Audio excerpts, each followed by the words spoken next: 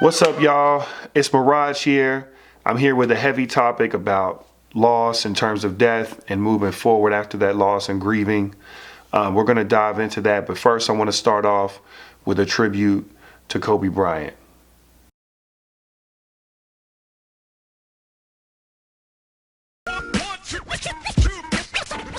So death is one of those things that it's a disconnect. It's an end, right? It's always going to be challenging and difficult because it's literally whatever is our everyday. And this doesn't matter if they're a celebrity like Kobe Bryant or if it's somebody personal to you.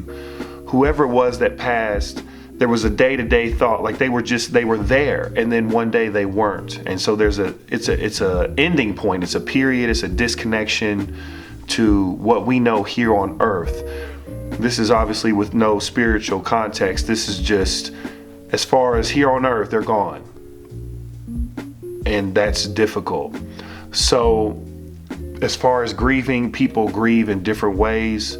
It's really important for people to take their time and do it the way that they do it.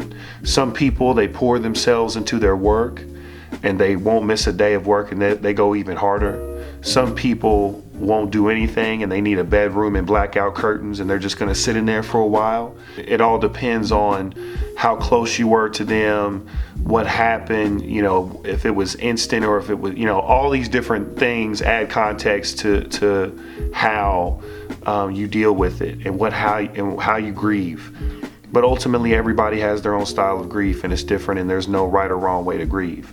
So it's important to just try to show support to those that are grieving and try to love on them the best way that you can by understanding their love language, hopefully, and trying to really speak that, whatever it is, during this time, and just be there for them. On another level, what ends up happening is, the timing of it, the time frame is different for everybody, but at a certain point, we're able to reflect and look at that death in a different way.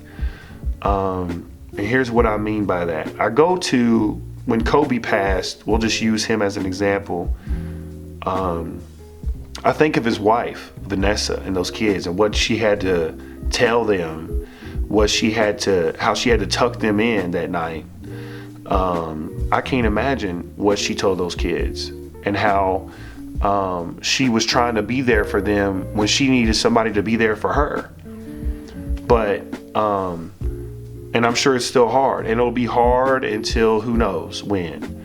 But there will come a time where it's like she'll have the lens and she'll have grieved and be able to look at it through the lens of, you know what, I want you to do this because this is what your father would have wanted to those kids. Or she'll be able to carry out the things that she does in her life and her impact on this world and her work and her, all that stuff, her energy.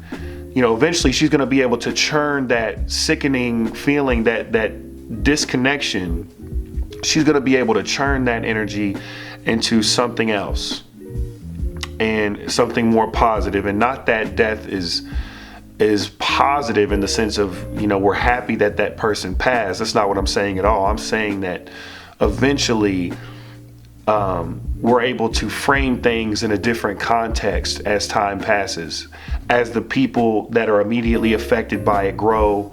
And if it's a tragedy or national tragedy, like obviously with Kobe Bryant, as the nation grows, as people grow, we're able to reflect back. And at different anniversary points, it's still hard, but we're able to be like, okay, you know what? I'm going to carry his torch. I'm going to carry to the best of my ability. I'm not him, but I'm going to do the best that I can. I'm going to continue the endeavors that I have, the things that I'm supposed to do while I'm here on this earth. And that's what I'm going to do as hard as I possibly can. And I'm going to carry his torch with me. And so that's a place that eventually we get to, and it's a different time span for everybody. But, you know, I'll use the example of my father. My dad passed when I was like 12 years old. And for me, when I was there, it was a disconnect. I don't think that I really processed the loss. And so I was there, but I kind of wasn't there. I was my normal self. I was all this kind of goofy and all this stuff, and it didn't make sense. It was inappropriate. And it didn't really hit me until my 20s, when I really started to be like, wow, seeing all the Father's Days, seeing how everybody interacts with their father and posting it and all that. And just seeing that was like, wow, I don't have a father right now. And that was when I really started to process not having a father. And then, like, it was sad. It was a sad time, and it was kind of like just at a disconnection type of time. Eventually, I reached a place where I was like, you know what? I'm going to take the things that I've learned from his life, stories I've heard from my mom, stories I've heard from different people that knew him, his brother, so on and so forth, my uncle. And I'm gonna look at that stuff, and I'm gonna take my best step forward. I'm going to create my own family, and I'm gonna be there for them the best way that I can. And we don't know how much time we have left. So it definitely does make you think about, you know, we're not promised tomorrow. We don't know how much time we have. So the stupid, you know, times of, you know, little small grudges or arguments or petty stuff or whatever, all that stuff melts away, and you just think about, you have tunnel vision with, you know, what do I want to do while I'm here? What impact do I want to leave on this earth? You know, if you have kids, what do you want to leave them? What legacy are you going to leave for them? How are you going to help them to go further in their life? There's going to come a point, it could be a year, could be 2 years, 5 years, where you're able to be like, okay, I want to put my best step forward for everybody involved that's left here, for myself, and I want to do it in remembrance of them, and I want to do it, you know, for their legacy and keeping their thing going. And could you imagine the basketball players that had to go out on the court, you know, that Sunday they had a game, and they literally go out there and they play? Like, that's crazy. And Trae Young is for the Atlanta Hawks, and he goes out there and hits a half-court shot, and he says, this is for Kobe.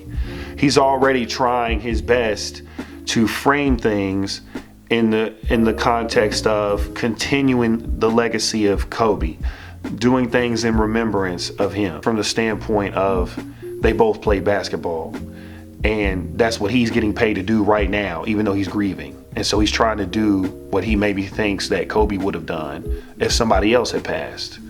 So those are the type of things that happen over time. And I'm sure he's not out of grief. So he's probably still grieving in his own way.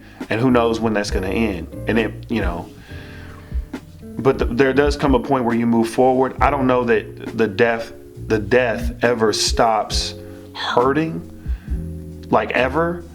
I think it just becomes a part of you in a different way. And we're able to somehow push forward. So I encourage all of you watching this to just do your best to push forward. Grieve how you need to grieve. Lean on those supports. Don't make one death two. Lean on those supports and let people be there for you. I know there's a lot of people that have a hard time letting people be there for them. So do the best you can to do that. And all we can do is the best that we can. I hope this video was helpful. I hope you're able to take something from it. And at the very least, you know, maybe help you grieve and just hear somebody else talk about, you know, loss and how to process loss and things like that. Appreciate y'all. Thank you for your support. Until next time, this has been a Talk Tuesday. Mirage out.